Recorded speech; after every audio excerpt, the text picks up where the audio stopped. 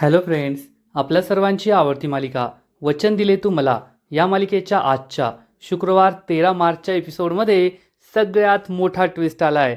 Friends, शेवटी ऊर्जासुद्धा शौर्यला I love you म्हणाली आहे. शौर्य, माझं तुझ्यावर प्रेम आहे हे तिने शौर्यला सांगितलं आहे. आणि एवढंच नाही तर तुला माझ्या आईची परमिशन घ्यावी लागेल. तुझ्या घरात कुणी मोठं असेल, आई बाबा, त्यांना घेऊन माझ्या आईला भेटायला ये आणि मला लग्नाची मागणी घाल. मी तुझ्याशी लग्न करायला तयार आहे, असं ऊर्जा शौर्याला म्हणाली आहे. त्यामुळे शौर्याच्या आनंदाला उधाण नाही राहिलंय. तो खूप खुश झालाय. तर इकडे दिव्याने चक्क हर्षवर्धनबरोबर डील साईन केली आहे.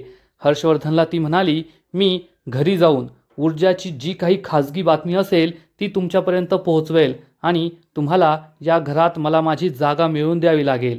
म्हणजे एकीकडे शौर्य आणि ऊर्जाच्या लग्नाचे नगाडे वाजणार आहेत, तर दुसरीकडे ऊर्जा विरुद्ध तिची सख्खी बहीण आणि तिचे होणारे सासरे षडयंत्र रचणार आहेत. मग हे सगळं घडलं तरी कसं, हे जाणून घेण्यासाठी हा व्हिडिओ शेवटपर्यंत नक्की पहा. फ्रेंड्स, आजच्या एपिसोडच्या सुरुवातीलाच ऊर्जाचा मुंबई तक या न्यूज चॅनलवर एकदम जबरदस्त इंटरव्ह्यू सुरू असतो आणि ऊर्जा ही अनुजाला उत्तर देते. समोर कोणता आणि किती मोठा वकील आहे हे महत्त्वाचं नसतं, तर आपली बाजू सत्याची आहे की नाही, आपल्याकडे पुरावे आहेत की नाही, साक्षीदार आहेत की नाही हे महत्त्वाचं असतं आणि त्यावरच केस जिंकली जाते. आणि ऊर्जाचा हा इंटरव्ह्यू काही क्षणातच सगळीकडे व्हायरल होतो. ऊर्जाच्या चाळीत सगळ्या बायका हा व्हिडिओ पाहत असतात, सगळी मुलं माणसं हा व्हिडिओ पाहत असतात आणि सगळीकडे ऊर्जाच्या या व्हिडिओचीच चर्चा सुरू असते. फक्त तिच्या चाळीतच नाही, तर ऊर्जा ज्या सत्र न्यायालयामध्ये काम करते तेथे सुद्धा सगळे वकील, पोलीस, लोक हाच व्हिडिओ पाहत असतात. याच इंटरव्ह्यूची चर्चा सुरू असते. चक्क हर्षवर्धन जहागीरदारच्या ऑफिसमध्ये सुद्धा सगळे एम्प्लॉई हाच व्हिडिओ पाहत असतात आणि चर्चा करतात, अरे बापरे, ही ऊर्जा शिंदे तर चांगलीच जबरदस्त आहे, आता या केसमध्ये आपल्या सरांचं काय होईल, अशी चर्चा त्यांची सुरू असते. भजनसुद्धा हे ऐकतो. इकडे शौर्यसुद्धा हा व्हिडिओ पाहत असतो, ऊर्जाचा इंटरव्ह्यू पाहत असतो आणि ऊर्जा किती भारी बोलतीये त्यामुळे त्याला ऊर्जाचा खूप अभिमान वाटतो. ऊर्जा, खरंच आज तू फेमस झाली आहे आणि नक्कीच तू ही केस जिंकशील असा ठाम विश्वास शौर्यला सुद्धा वाटतो. भजन चक्क हर्षवर्धनला ऊर्जाचा हा इंटरव्ह्यू दाखवतो की मी हर्षवर्धनला हरवणार.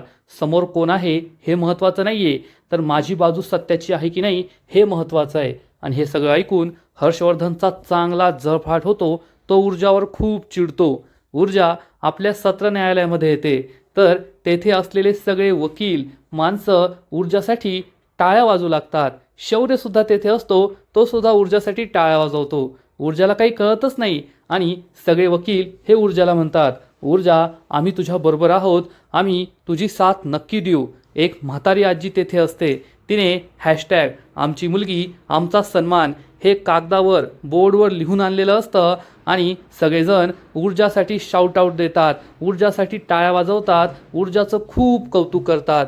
त्यामुळे ऊर्जाला आनंद होतो. तिचा आनंद गगनात मावत नाही.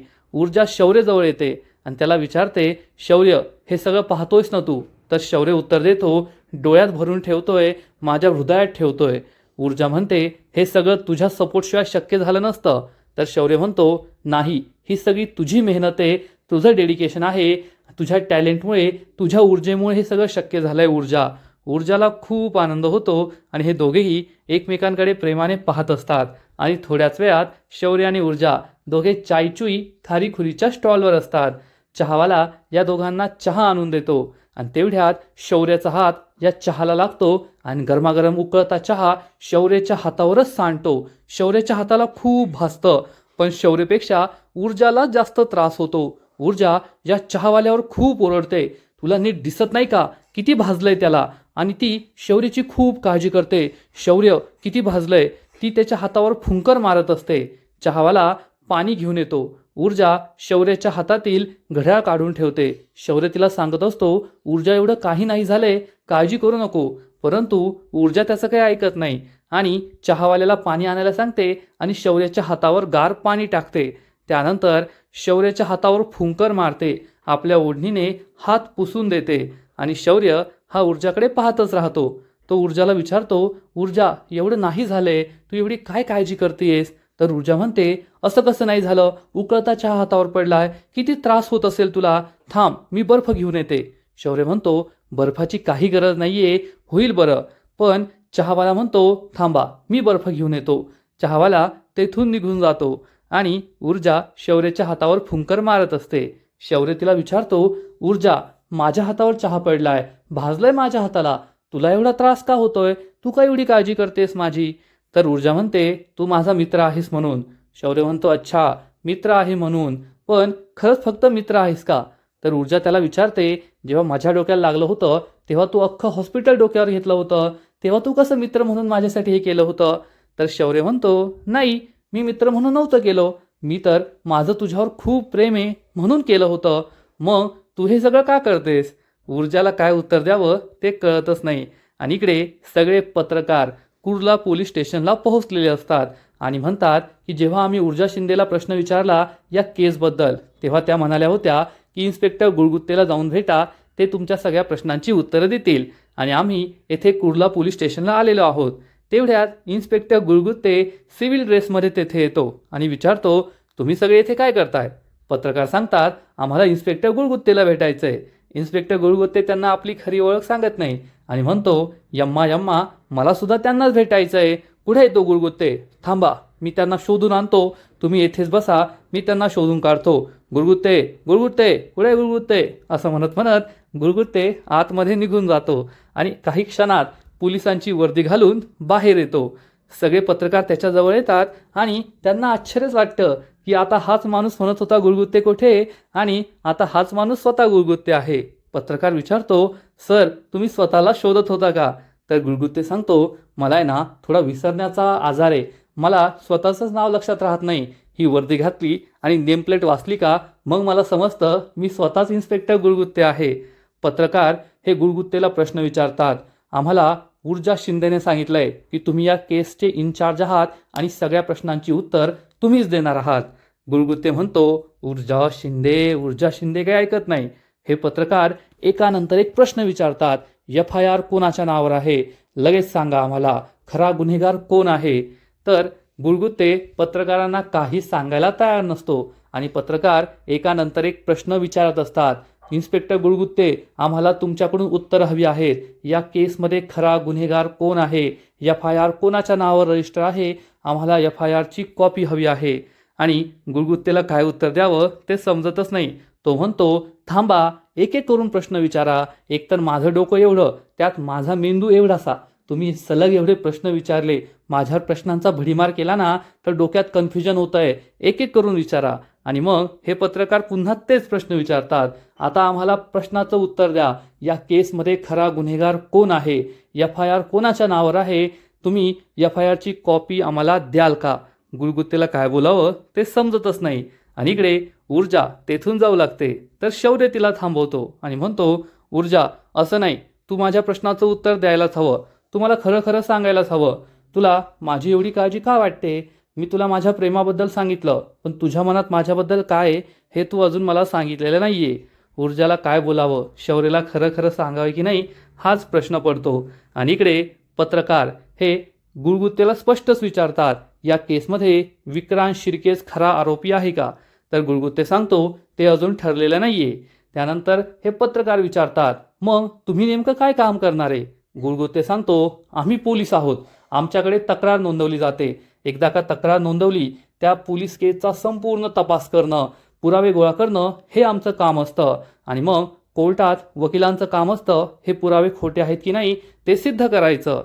तर हे पत्रकार विचारतात, मग तुम्हाला काय वाटतं गुन्हेगाराला शिक्षा होईल का. इन्स्पेक्टर गुळगुत्ते सांगतो, ते मी कसं सांगणार, ते तर कोर्टाचं जज साहेबांचं काम आहे ना, आम्ही काही करू शकत नाही. आणि मग पत्रकार विचारतात, तुम्ही आम्हाला ठोस पुरावा द्या, काहीतरी माहिती सांगा. गुळगुत्ते सांगतो, आम्ही गोपनीयतेची शपथ घेतलेली असते, आम्ही मीडियाला काही सांगू शकत नाही. पत्रकार विचारतात, मग आम्हाला माहिती कशी मिळणार. गुळगुत्ते म्हणतो, कोर्टात गेल्यावर, कोर्टात केस उभी राहिली की तुम्हाला माहिती कळेल. पत्रकार विचारतात, कोर्टात केस कधी उभी राहणार आहे.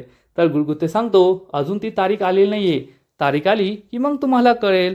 पत्रकार पुन्हा पुन्हा प्रश्न विचारतात, परंतु गुळगुत्ते एकच उत्तर देतो, तपास सुरू आहे, तपास सुरू आहे, तपास सुरू आहे असं म्हणून तो आतमध्ये निघून जातो. त्यामुळे पत्रकार खूप चिडतात.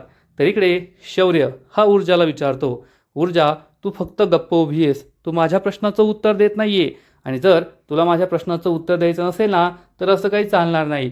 ऊर्जा तेथून जाऊ लागते तर शौर्य चक्क ऊर्जाचा हात पकडतो आणि तिला जागेवरच थांबवतो. त्यामुळे ऊर्जाला मोठा धक्काच बसतो. तर इकडे परब काकू ऊर्जाचं खूप कौतुक करते आणि पूर्वाला म्हणते, मी तुला सांगितलं होतं ना, एक ना एक दिवस आपली ऊर्जा आपल्या संपूर्ण चाळीचं नाव मोठं करणार आणि आज सगळीकडे तीच झळकतीये. टी व्हीवर, मोबाईलवर, सोशल मीडियावर सगळीकडे फक्त ऊर्जाचीच चर्चा आहे. खरंच ऊर्जाने आपल्या चाळीचं नाव खूप मोठं केलंय, तुझं नाव मोठं केलंय. पूर्वाला सुद्धा आनंद झालेला असतो आणि पूर्वा म्हणते, हो काकू, मला सुद्धा खूप आनंद झालाय. माझ्या मुलीची काळजी तर मला वाटतीये, पण त्याचबरोबर तिचं कौतुकसुद्धा वाटतंय. काल तिच्यावर एवढं मोठं संकट आलं होतं तरीसुद्धा तुमच्या सगळ्यांच्या मदतीने तिने या संकटातून मार्ग काढला. पण पुन्हा असं संकट येऊ नये अशीच काळजी वाटतीये. परब काकू तिला समजावून सांगते, नाही येणार, तू काळजी करू नको. आणि शौर्य आहे ना तिच्याबरोबर, तो खूप चांगला मुलगा आहे.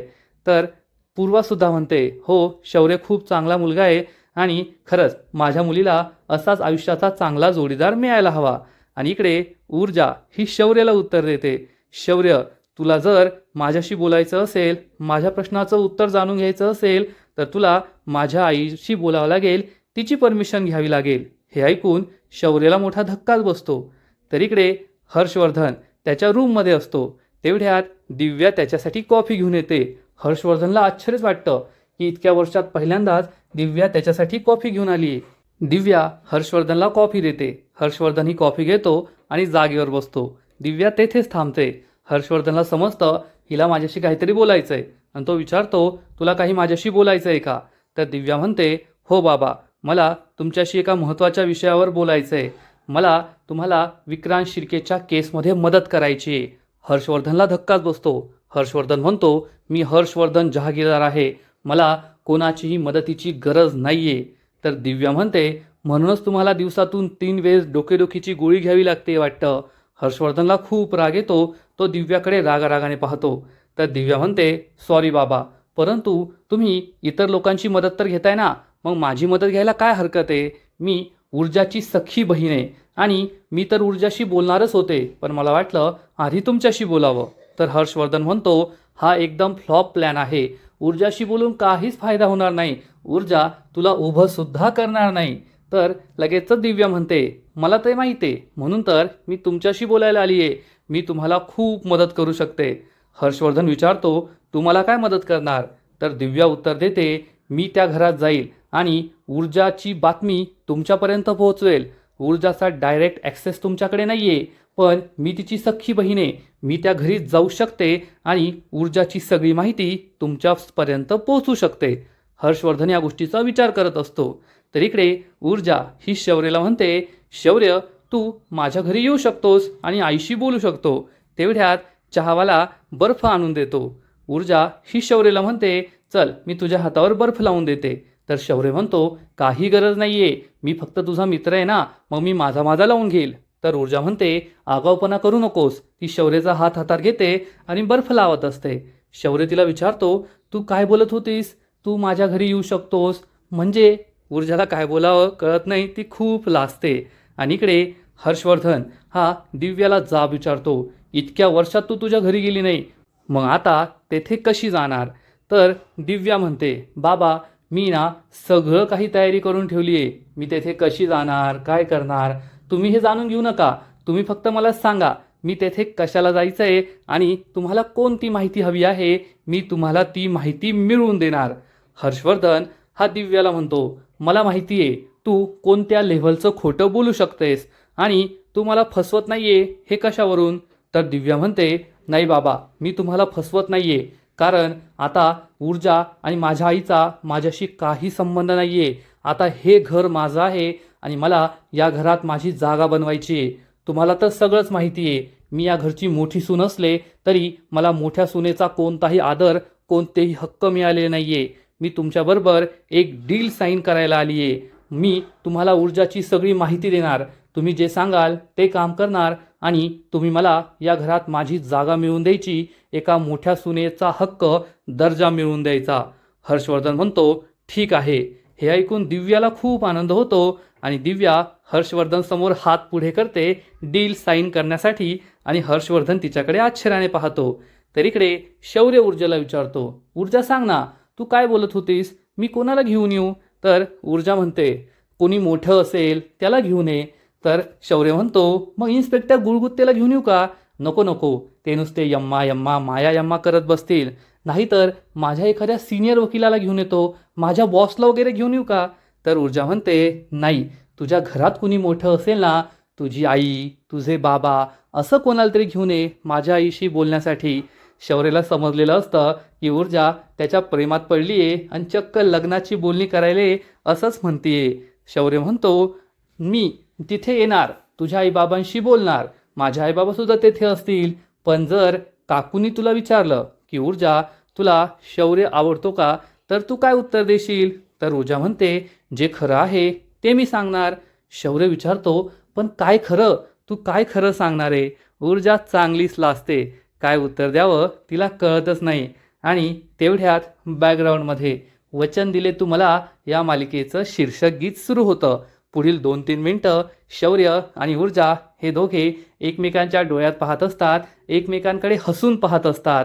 आणि शौर्यला समजलेलं असतं की ऊर्जा त्याच्या प्रेमात वेडी झाली आहे आणि शौर्य तरी आय लव्ह यू पर्यंत पोहोचला होता, पण ऊर्जा ही चक्क लग्नापर्यंत पोहोचली आहे आणि शौर्यला आईबाबांना घेऊन घरी लग्नाची बोलणी करायला यायला सांगते. शौर्य ऊर्जाला विचारतो, बोल ना ऊर्जा, तुझं उत्तर काय असेल जेव्हा तुझी आई तुला विचारणार की तुझं शौर्यावर प्रेम आहे की नाही, तुला शौर्य आवडतं की नाही? ऊर्जाला काय बोलावं ते समजतच नाही, ती खूप लाजते आणि आजचा एपिसोड येथेच संपतो. फ्रेंड्स, वचन दिले तुम्हाला या मालिकेचा आजचा एपिसोड खरंच खूप भारी होता. एकीकडे ऊर्जाचा इंटरव्ह्यू सगळीकडे व्हायरल झाला आहे, सगळे लोक ऊर्जाला पाठिंबा द्यायला तयार झाले आहेत. तर ऊर्जाने चक्क शौर्यलाच पाठिंबा दिला आहे, माझं तुझ्यावर प्रेम आहे हे ती शौर्यला आता जवळपास सांगणारच आहे. आणि इकडे दिव्याने मात्र हर्षवर्धनला पाठिंबा दिला आहे आणि ऊर्जाची खाजगी बातमी हर्षवर्धनपर्यंत पोहोचवायसाठी तिने डील साईन केली आहे. मग आता या गोष्टीचा ऊर्जाला फायदा होईल की ऊर्जाला नुकसान होईल हे पाहणं खूप इंटरेस्टिंग असणार आहे. फ्रेंड्स, वचन दिले तुम्हाला या मालिकेचा आजचा एपिसोड तर खूप भारी होता, पण पुढील एपिसोड आणखीन भारी असणार आहे, आणखीन मोठा ट्विस्ट या मालिकेत येणार आहे. मग नेमकं घडणार तरी काय?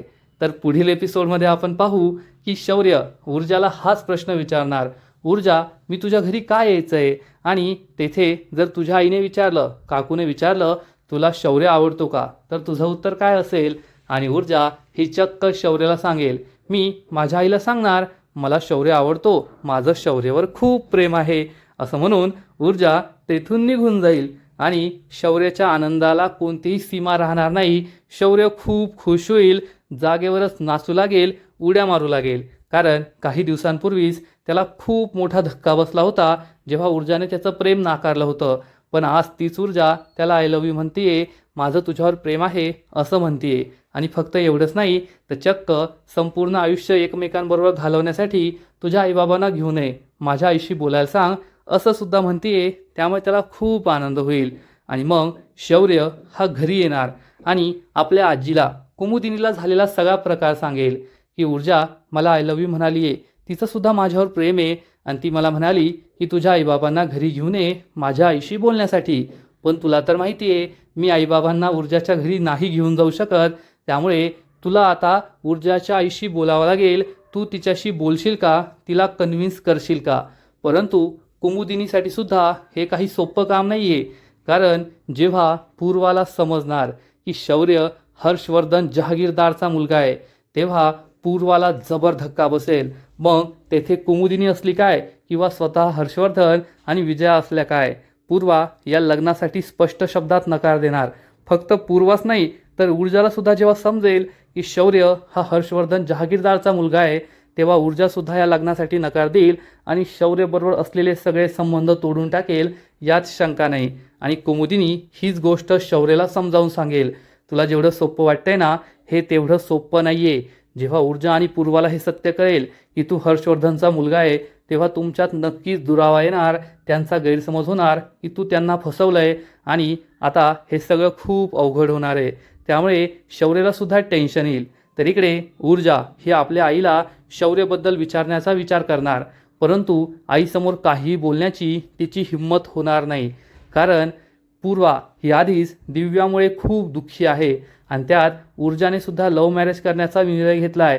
तिचं शौर्यवर प्रेम आहे हे समजल्यावर तिला सुद्धा जबर धक्का बसणार आहे. आणि ज्या दिवशी शौर्याचं सत्य सगळ्यांसमोर येईल की शौर्य हा हर्षवर्धन जहागीरदारचा मुलगा आहे, शौर्य हर्षवर्धन जहागीरदार आहे, त्या दिवशी ऊर्जा आणि शौर्य या दोघांची काही दिवस नक्कीच ताटातूट होईल. त्यांच्यामध्ये गैरसमज निर्माण होतील. ऊर्जाला असं वाटेल की शौर्यने मला फसवलं आहे, एवढं मात्र नक्की. तर फ्रेंड्स, तुम्हाला सुद्धा वचन दिले तू मला ही मालिका आवडते का? नक्कीच कमेंट करून सांगा. ऊर्जा आणि शौर्य तुमची सुद्धा फेवरेट जोडी आहे ना? नक्कीच कमेंट करा. आणि या मालिकेचे असेच नवीन नवीन एपिसोड सर्वात आधी पाहण्यासाठी व्हिडिओला लाईक करा, शेअर करा, चॅनलला सबस्क्राईब करून बेल आयकॉनवर क्लिक करा. म्हणजे या मालिकेचे नवीन नवीन एपिसोड तुम्हाला सर्वात आधी पाहायला मिळतील. खूप खूप खूप धन्यवाद.